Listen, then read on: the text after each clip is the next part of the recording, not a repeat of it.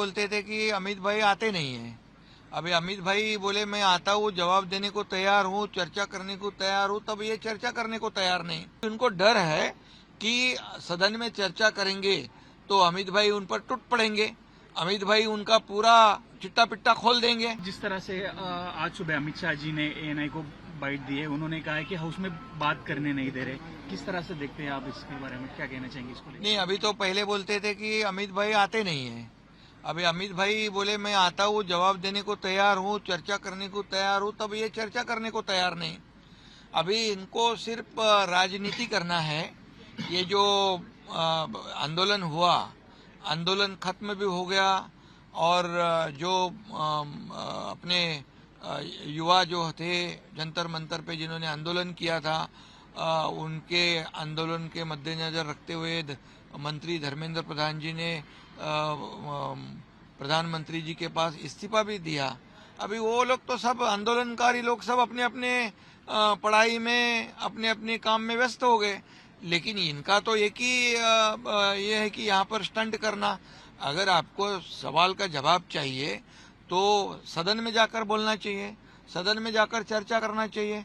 अभी उनको डर है कि सदन में चर्चा करेंगे तो अमित भाई उन पर टूट पड़ेंगे, अमित भाई उनका पूरा चिट्टा पिट्टा खोल देंगे, उनकी सब काली करतूतें खोल देंगे और उनको पूरी तरह एक्सपोज करेंगे। क्योंकि 2014 से पहले वाली जो बात है, वो 2014 के पहले वाली बात, जितने घोटाले हुए, स्कैम हुए, बम ब्लास्ट हुए, सीरियल बम ब्लास्ट हो गए, और 2014 के बाद में इस देश में जैसे प्रधानमंत्री नरेंद्र मोदी जी हो गए, तब ये देश ने देखा है कि ये देश आगे बढ़ रहा है, देश बदल रहा है, कहीं बम स्फोट नहीं, ये नहीं, वो नहीं, सब देख रहे हैं। और इसीलिए उनको डर है कि ये उनके सवालों का जवाब तो अमित भाई देंगे ही देंगे, लेकिन कांग्रेस को एक्सपोज करेंगे। सदन का कल आखिरी दिन है, लेकिन सदन चलने नहीं दिया अपोजिशन ने। किस तरह? अपोजिशन का काम है, देखिए ये जनता का पैसा है, ये जो है एक एक दिन में ये सदन का खर्चा कितना है, ये सब इसके लिए जिम्मेदार विपक्ष है। सदन का कारोबार चलना चाहिए, सदन का कामकाज चलना चाहिए, बिजनेस चलना चाहिए, ये सदन का बिजनेस चलना चाहिए। सदन में जो भी चर्चा है वो चर्चा करनी चाहिए, लेकिन विपक्ष का नेता होने के बावजूद विपक्ष का नेता की जिम्मेदारी होती है सदन में जनता के प्रश्नों को, सवालों को उठाए और सरकार से उत्तर ले, रिप्लाई ले। लेकिन उन्होंने सिर्फ राजनीति की, पहले भी राजनीति की, जंतर मंतर में आंदोलन करता हो बैठे थे, वहां आंदोलन करता जंतर मंतर में, और इनका आंदोलन प्रधानमंत्री जी के निवास में। ये बड़ी साजिश, खतरनाक साजिश उनकी।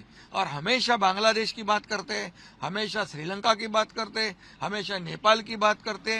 कानून व्यवस्था बिगड़ जाएगी, सब रास्ते पे उतर जाओ, ये इनको सवाल पूछो, इनके घर में घुस जाओ, और ये देश में अराजकता फैलाने की कोशिश ये लोग कर रहे हैं। और ये जो है देश की शांति भंग करना चाहते हैं। लेकिन देश की 140 करोड़ जनता समझदार है, ये जनता है, सब जानती है, मोदी जी का काम भी जानती है, अमित भाई का काम भी जानती है।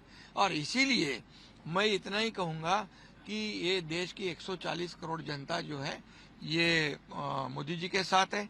और मैं इतना ही कहूंगा कि ये जो युवा है ये देश का भविष्य है।